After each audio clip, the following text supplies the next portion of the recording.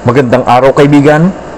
Kung pamimiliin ka ng isang lugar sa mundo kung saan mo gustong manirahan, saang lugar kaya ito?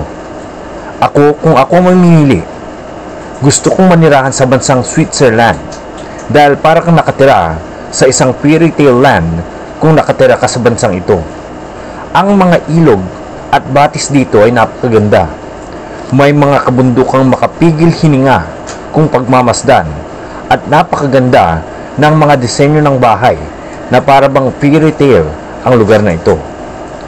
Ang Switzerland ay isang maliit na bansa na matatagpuan sa kanlurang gitnang bahagi ng Europa, at ang bansang ito ay tinatawag na landlocked country na ang ibig sabihin ay nasa gitna ito ng 4 na bansa.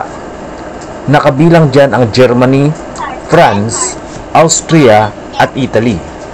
At iyan din ang dahilan kung bakit walang dagat sa bansang ito, dahil nga napapalibutan ang bansang ito ng mga bundok at lambak. Pero kahit walang dagat na pwedeng pagdaanan sa bansa nila, ay nag-uumapaw naman ng magaganda at malilinis na ilog at lawa at mga batis ang bansang ito, na ang mga tubig nito ay nanggagaling sa mga Alps o sa mga nagyayelong kabundukan. Natutunaw ang mga yelo sa kabundukan na siyang pinagmumula ng tubig na umaagos sa mga lawa at mga ilog na mahalaga sa industriya at agrikultura ng bansang Switzerland.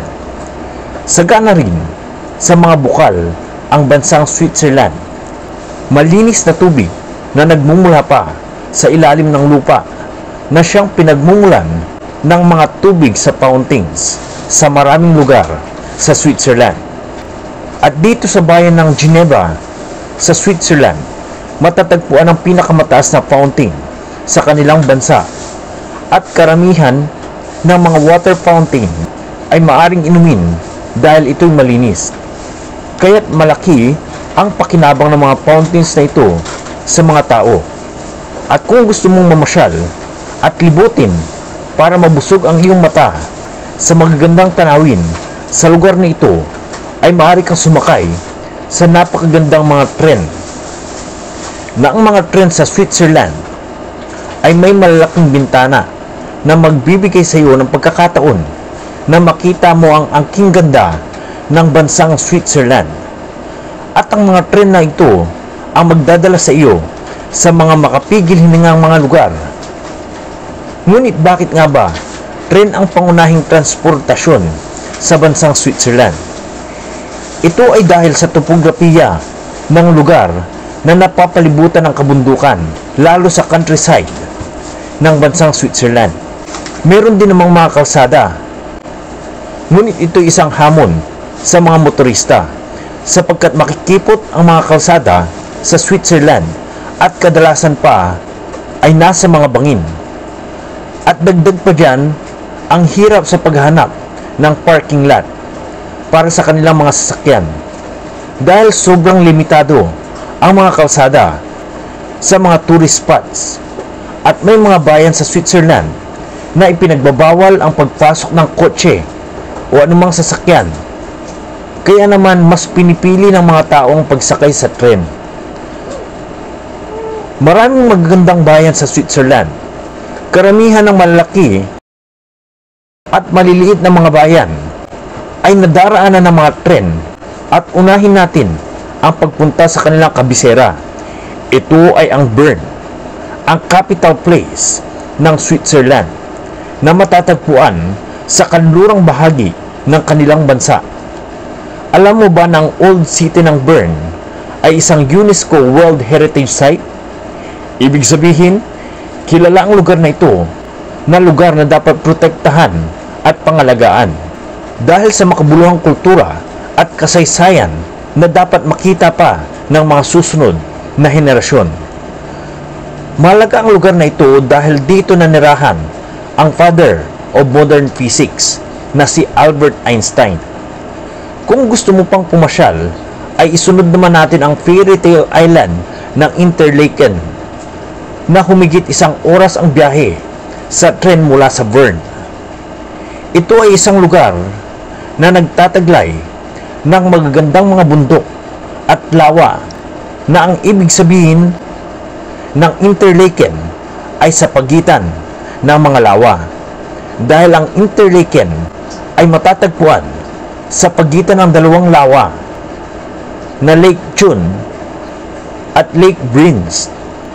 Natanaw na tanaw sa Interlaken ang mga nagtataasang mga bundok ng Eiger, Monch at Jungfrau na nagbibigay ng kakaibang tanawin lalo sa panahon ng tag-init at taglamig. At dahil dyan, ang Interlaken ay isang paraiso sa mga taong mahilig sa outdoor activities tulad ng hiking at paragliding. Kung napagod ka sa mga outdoor activities sa Interlaken at gusto mo pang gumala, ay maaari kang sumakay at magpahinga sa loob ng tren, sapagkat 20 hanggang 30 minutos lang ay mararating mo na ang Lautenbrunnen, at ang 30 minutos na pahinga ay sapat na dahil mawawala ang iyong pagod sa mga nagagandahang mga tanawin paakyat ng Lautenbrunnen. At isa ito sa pinakamataas na lugar na kayang abutin ng tren sa bansang Switzerland. Maliit lamang ang Lautenbrunnen at kilala ito bilang isa sa pinakamagandang lugar sa mundo na tinatawag na Valley of Waterfalls. At dito rin ang lokasyon kung saan ginanap ang pelikula ni James Bond.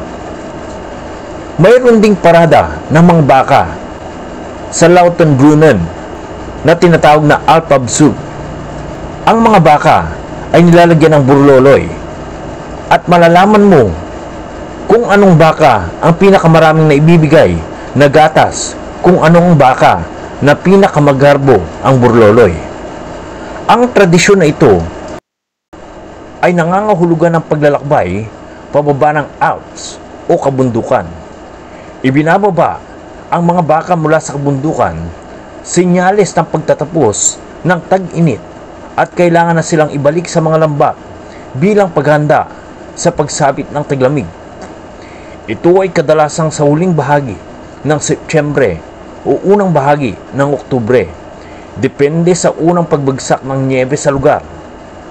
Ginagawa ang paradang ito bilang tanda ng pagmamahal at pangangalaga nila sa kanilang mga alaga, at simbolo rin ng pasasalamat sa matagumpay na panahon ng tag-init sa kabundukan.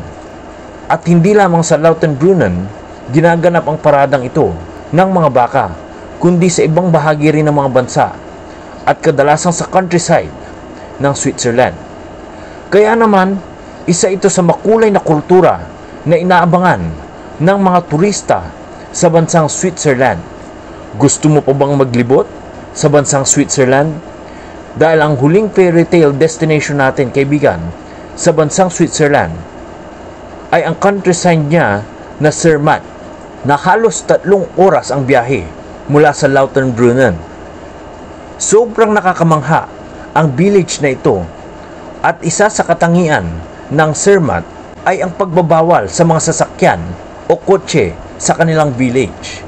Kaya naman bisikleta at mga kabayo ang kadalasang ginagamit ng mga tao dito para maikot ang bayang ito. At ang summer at ang tagsibol sa Zermatt ay kapanapanabik dahil maaninag ang luntiang kapaligiran dito. At gayon din naman kapag sumapit ang taglamig, puro puti ang iyong matatanaw sa Zermatt. At sa Zermatt ay maaari kang sumakay ng cable car. Kahanga-hanga ang mga cable car na ito, sapagkat dadalhin ka ng mga ito sa kaitaas-taasan ng alapaap sa tuktok ng bundok ng Zermatt na tinatawag na Matterhorn o Matterhorn Glacier Paradise, na may taas na 3,883 meters or 12,740 feet above the sea level. At kapag narating mo na ang bundok, ay masasaksihan mo ang malalawak na mapuputing mga niebe na tila ikaw ay nasa isang scene sa isang pelikula at talagang makapigil hininga ang lugar na ito dahil maaari ka makaranas ng altitude sickness o hirap sa paghinga dahil sa taas ng lugar na ito. Ngunit bago matapos ang ating episode, kaibigan, ay bakit nga ba tinawag na paraiso ang bansang Switzerland? Bukod kasi sa malaparaisong tanawin ng bansa ay tahimik, mataas at maganda ang kalidad ng pamumuhay sa bansang ito. May matibay na ekonomiya ang bansang Switzerland. Napakataas ng porsyento ng mga mamamayan nila ay may trabaho. Mataas ang kalidad ng edukasyon at maraming serbisyong medikal para sa mga mamamayan. Ang Switzerland ang pang-7 sa 10 pinakamayamang bansa sa buong mundo. At mapayapa ang bansa nila sapagkat hindi nakikisali ang Switzerland sa mga hidwaan ng mga katabing bansa. Kilala kasi ang kanilang bansa bilang neutral o walang pinapanigan, kaya naman talagang masarap manirahan bilang mamamayan sa bansang Switzerland. Marami pang lugar sa Switzerland na may magagandang mga tanawin at ang ating mga nabanggit sa bidyong ito ay ilan lamang sa mga lugar sa bansa nila. So hanggang dito na mga kaibigan ang ating video tungkol sa napakagandang bansa ng Switzerland. Kung gusto mo pa ng ganitong mga videos ay huwag ka sana makakalimot pumasyal uli sa ating channel. So hanggang dyan lang mga kaibigan ang ating video, and as always, have a nice day everyone.